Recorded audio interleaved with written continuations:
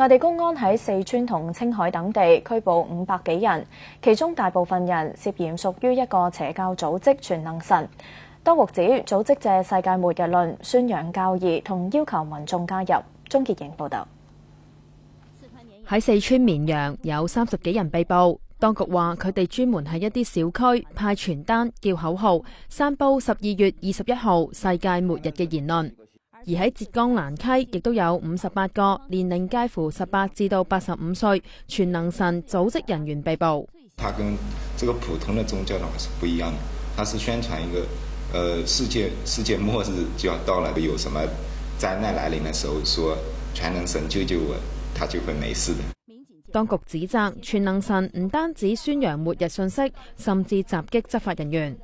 全能神90年代喺河南成立，到咗1998年傳到延安、榆林，之後再傳到山西一帶，然後再向新疆、甘肅、寧夏傳播開去。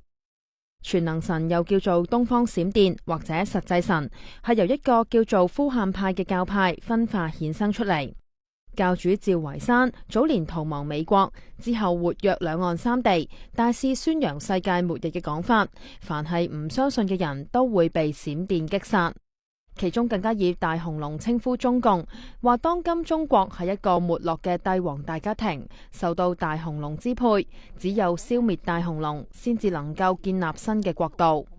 內地當局早喺95年將全能神定性為邪教組織，指佢煽動信徒離家出走，對抗政府，又借機呃佢哋嘅財產，導致家庭破碎。